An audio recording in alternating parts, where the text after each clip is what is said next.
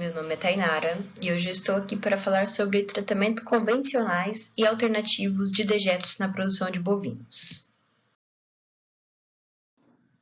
O meu grupo é composto por Andressa, Camila, Edna, Gilvan, Heloísa, Patrick, eu e a Vanessa.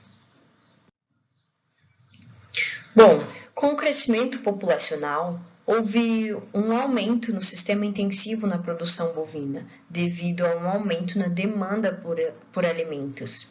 E esse aumento intensivo do sistema intensivo na produção bovina gerou, consequentemente, uma maior quantidade de resíduos, necessitando, assim, boas formas de tratamento para esses dejetos que são produzidos.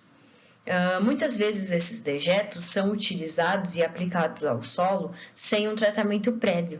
Isso causa uma sanilização do solo e uma eutrofização dos rios, além de contaminação da água e do ar através da liberação de gases tóxicos. Com isso,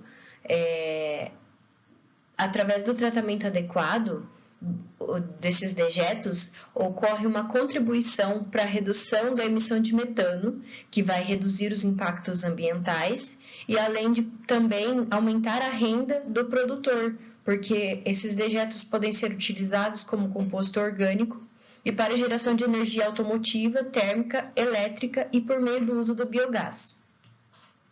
O melhor sistema de tratamento de dejetos é aquele que vai minimizar o impacto ao meio ambiente, vai maximizar a recuperação dos recursos energéticos e vai aumentar a produtividade e sustentabilidade do produtor. Atualmente, o melhor método de tratamento para esses dejetos é o método biológico, e ele pode ser aeróbio ou anaeróbio. Dentre os métodos de tratamento, hoje nós iremos falar sobre 3 deles: a compostagem, a vermicompostagem e os biodigestores anaeróbios. Bom, a compostagem, ela é um processo aeróbio no qual as bactérias e os fungos vão atuar nos resíduos orgânicos, transformando eles em compostos estáveis. Durante o processo de compostagem, ocorre a produção de gás carbônico, água, energia e calor. Durante o processo da compostagem, é importante que se realize a aeração do composto, porque na ausência de oxigênio vai ocorrer uma degradação anaeróbia, e com isso vai produzir compostos que não são desejáveis, como o gás sulfídrico. Então, é muito importante que se realize o reviramento desse material durante o processo da compostagem. A compostagem, além dela ser uma solução para a necessidade de tratamento e manejo desses resíduos sólidos, ela ainda proporciona um retorno da matéria orgânica e dos nutrientes ao seu local de origem. E quando utilizada de uma forma estabilizada, ela vai agregar valor nutricional e de fertilidade ao solo. A compostagem ela tem a vantagem de reduzir o volume e o peso do dejeto, sem geração de odores desagradáveis e possui um alto valor agronômico. Além disso, ela tem a possibilidade de reduzir a quantidade de micro-organismos presente no composto. Os objetivos principais da realização da compostagem é remover a umidade da matéria orgânica, transformando-a em uma matriz sólida. Além disso, reduz a emissão de metano, que durante o processo da compostagem, bem como outros compostos, como o óxido nitroso e sulfeto de hidrogênio. Além da aeração, como eu disse anteriormente, há outros fatores que vão influenciar nesse processo de compostagem, como, por exemplo, o pH, a temperatura e a umidade. O pH é ideal que ele esteja entre 5,5 e 8,5. Já a temperatura, entre 45 graus e 65 graus centígrados. E a umidade é ideal que seja entre 50% e 60%.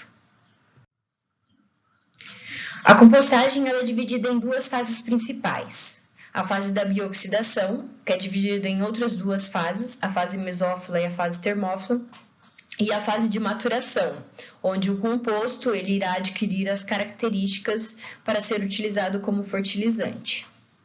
Na fase mesófila, ela começa a ocorrer ainda em temperatura ambiente, onde os micro-organismos mesofílicos eles vão realizar a degradação das primeiras matérias. E geralmente essas matérias são simples, como os carboidratos simples e os nitrogenados solúveis. A degradação desses carboidratos nitrogenados, eles vão gerar ácidos minerais e orgânicos. As reações dos micro-organismos mesofílicos, elas são reações exotérmicas, ou seja, elas liberam calor e elevam a temperatura do local em que está ocorrendo. Então, isso vai aumentar o desprendimento de CO2. Já a fase termófila, ela se inicia quando a temperatura atingir 45 graus centígrados, onde os micro-organismos termófilos eles vão se multiplicar e degradar a matéria orgânica, elevando ainda mais a temperatura daquele local. À medida que vão se esgotando as substâncias de decomposição, a intensidade das reações químicas vão diminuindo e a temperatura também. Assim, os micro-organismos mesofílicos eles vão retornar para iniciar a última fase, que é a fase de maturação.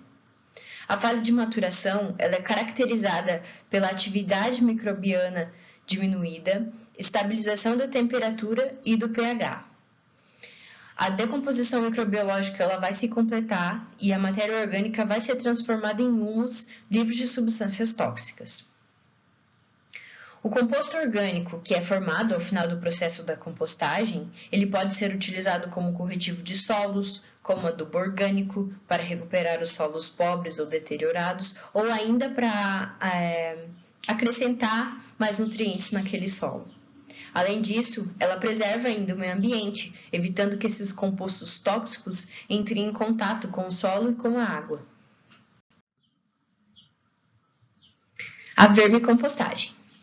A vermicompostagem ela é uma variante alternativa do processo de compostagem que vai utilizar minhocas para digerir a matéria orgânica e acelerar o processo de degradação dos compostos. A vermicompostagem ela é considerada uma compostagem rápida e eficiente à umificação dos compostos orgânicos devido ao processo de digestão da minhoca e resulta num produto de alto grau de degradação e de estabilização. As minhocas elas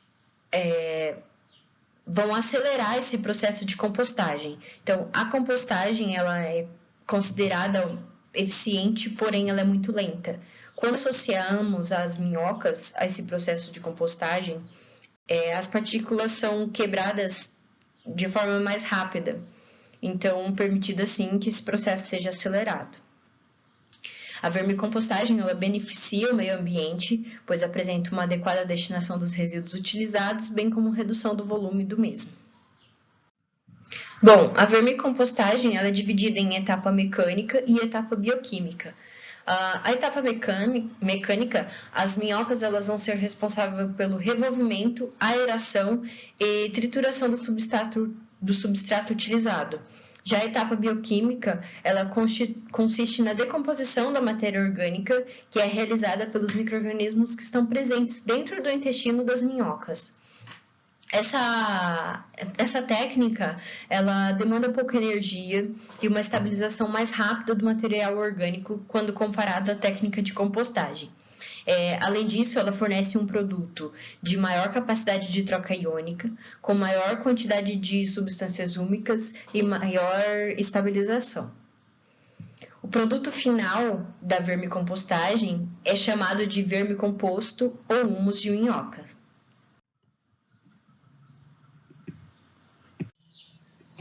Bom, como eu disse anteriormente, quando associamos a compostagem com a vermicompostagem, nós otimizamos o processo de reciclagem dos resíduos sólidos. Então, porque assim, a compostagem ela vai ter a função de sanitização e eliminação dos componentes tóxicos, enquanto a vermicompostagem ela vai reduzir rapidamente o tamanho das partículas dos substratos, então aumenta os nutrientes disponíveis. Então, produz um adubo, consequentemente, mais rico em nitrogênio, fósforo e potássio.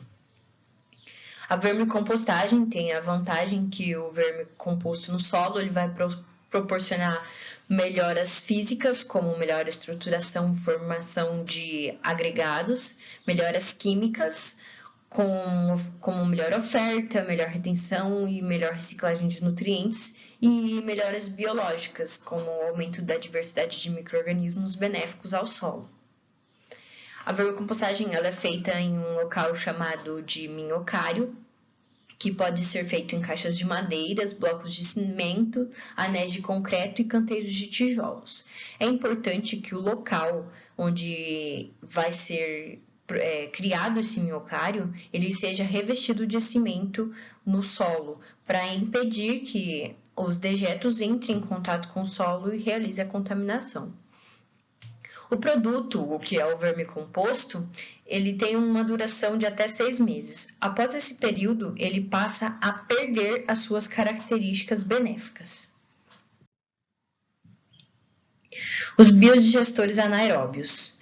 Os biodigestores, eles são um sistema de tratamento que estabiliza parcialmente os dejetos através do biodigestor local, onde ocorre a digestão anaeróbia dos dejetos pela ação de micro-organismos. Ele produz 2 produtos de grande valor: o biogás, que é composto principalmente de metano e dióxido de carbono, e um líquido efluente, que é utilizado comumente como fertilizante por conter minerais e nutrientes essenciais para o solo e plantas na agricultura. O biodigestor ele vai captar o calor do solo, vai aquecer a matéria orgânica em fermentação, eliminando os coliformes fecais, odores e criatórios de moscas. Possui a vantagem que é sustentável, possui baixo custo, custo mais baixo do que os fertilizantes comerciais e possui fonte de nutrientes para as culturas. O processo dura em torno de 20 dias. Há 2 tipos de biodigestores anaeróbios e a escolha vai depender das características físico-químicas da biomassa. Os mais difundidos atualmente é o sistema de lagoa coberta e o biodigestor de mistura completa.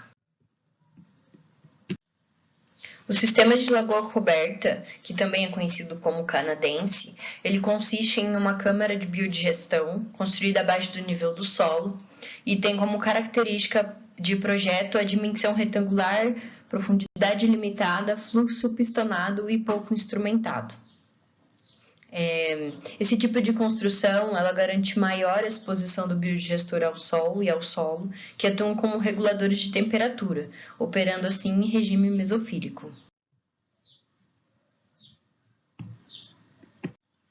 Atualmente, o sistema de lagoa coberta ele é o biodigestor mais difundido no mundo e também o mais aplicado no Brasil.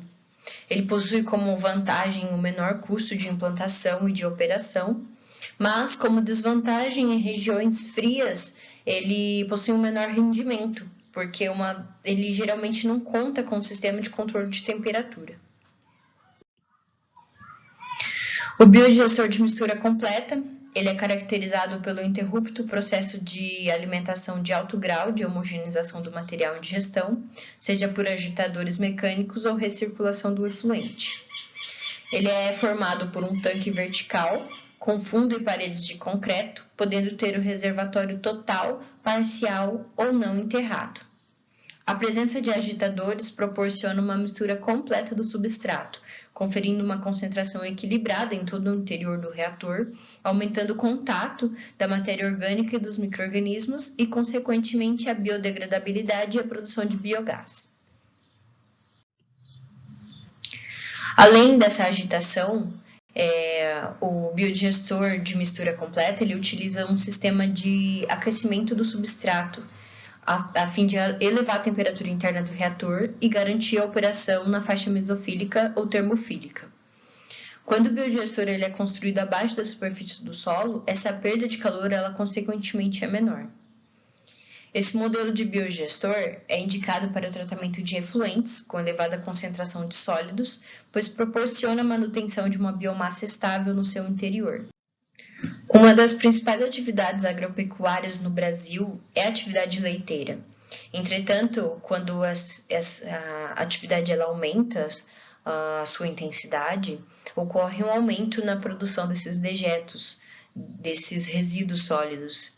E quando eles são aplicados na lavoura ou na agricultura de forma sem tratamento prévio, ele causa uma salinização do solo, eutrofização dos rios, contaminação de nascentes e também do ar. Então, na agricultura orgânica, a atividade animal ela deve estar integrada à produção vegetal, visando assim a otimização da reciclagem dos nutrientes. Além disso, menor dependência de insumos externos e potencialização de todos os benefícios diretos e indiretos provenientes dessa integração. O tratamento dos dejetos ele vai permitir diminuir os custos com a adubação química, porque o próprio composto, o próprio dejeto tratado, ele se torna um adubo, podendo-se utilizar então esses compostos orgânicos para a fertilização da lavoura. Além disso, com o uso de biodigestores, também é possível converter esses dejetos em biogás, o que vai permitir a geração de energia para o consumo na própria propriedade, permitindo assim que o proprietário tenha uma redução no custo e um ganho, né? Não apenas então o produtor vai ter benefícios com esse tratamento dos dejetos, mas também o ambiente, porque vai ocorrer consequentemente uma menor poluição do ambiente. Bom, seria isso. Agradeço a atenção de todos e o meu grupo também agradece.